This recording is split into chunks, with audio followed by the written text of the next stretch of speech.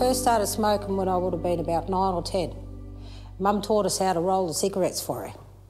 So it'd be one for you and one for me, you know. And from that day onwards, you know, we just continued to smoke and smoke. Oh, I think just because my mates was doing it, so I just thought it'd be cool, because they was all, I don't know, they just looked deadly at the time. I had no idea. It probably just didn't enter my thought about it being not good for you. And we can't really tell them that they've got to stop. It's up to them to do it themselves. We can encourage them along the way. Don't stop because everyone else is telling you to stop. You'll know when the right time comes. But if you're going to replace a bad habit, make sure you're replacing it with something good.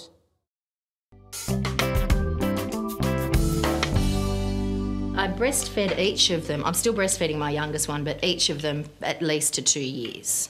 So I think it's really important and I just love it. So. Well, I breastfed my youngest till he was 4.5. I couldn't believe it. I couldn't fit him on anymore. Yeah, but no, just convenience, and I could see the benefits that it gave to my older two. So when it come to Jake's turn, I just thought, well, worked for the others. Like, she's healthy as because of the breast milk. Yeah. And even all the aunts and all the uncles and all the cousins, you're like, what are you feeding this girl? Nothing but titty.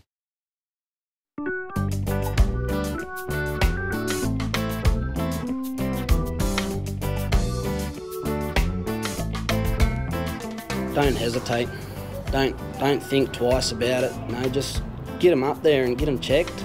You know, the worst case scenario, they'd be good. You might go home within a couple of hours, or you know, you can't take the risk. It's too much of a risk. You know, Aboriginal health is a major issue with the health system. So, you know, you've got to take that extra step to make sure it's all right. Take your charge them to the hospital if they are unwell or injured. If they're really sick and you're really worried about them, maybe you need to call an ambulance. 2 of us are usually tasked on a vehicle, and we'll start treating you, continually asking you questions and doing observations throughout our treatment. According to those observations, we will then intervene, you know, whether it be drug therapy or just making you comfortable for the trip up to the hospital.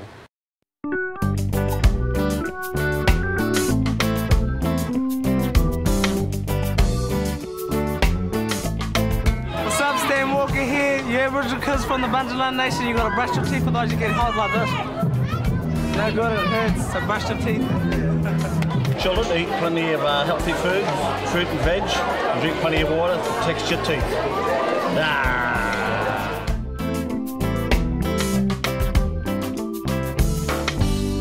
Well, it's important for pregnant women to brush their teeth morning and night after they're eating.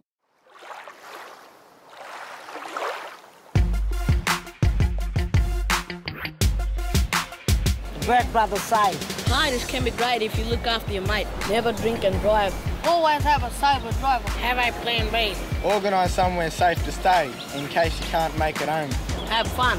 Remember while you're partying, enjoy yourself, have fun with family and friends. Be a good mate and make your party great.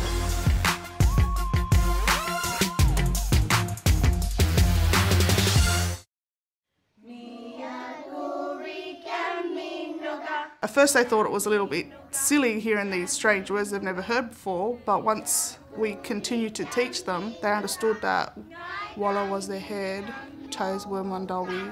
So the more we taught them and told them this, the more they understood that they were speaking another language. Hands on your Walla. Walla.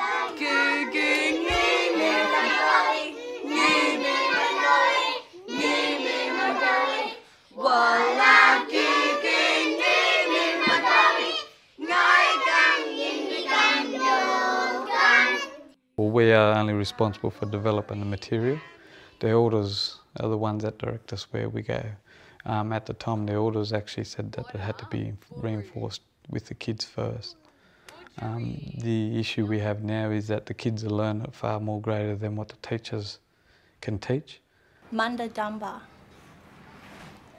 It's no good just learning it in school when it's not being reinforced at home. So we're looking at developing adult classes so that, you know, adults can actually go away into their home environment and reinforce it there and then with their kids. Sili Yendara, Budgeri Quiche.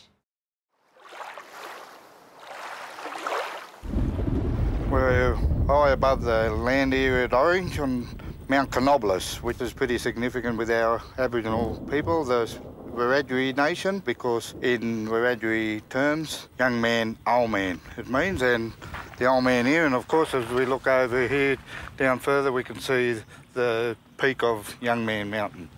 Yeah, we're lucky here in Orange that we have the Aboriginal men's group, Coonabaloo Gabir, which stands for Men of Canobolas, which is led by the chair, Albie Ryan, and I'm actually one of the members of that executive as well. I'm the secretary for the group.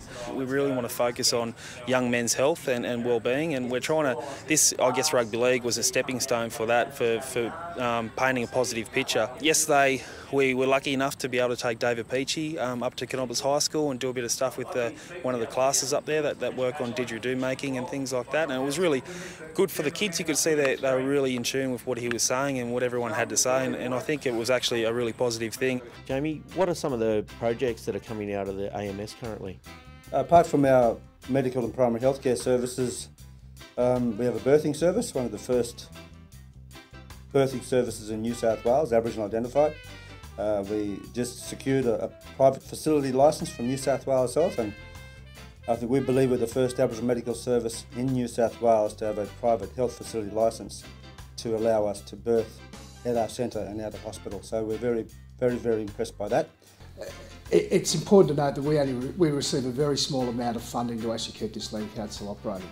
The rest of it is out there actually engaging with whether it's federal or state government for funding dollars, or the partnerships we've created with corporates. So, and it's all about that transparency and promising what we say we're going to deliver. Without that, and Aboriginal people historically have been promised the world and given an atlas. That's one thing we just don't want to do in this community. We're really about delivering on our promises.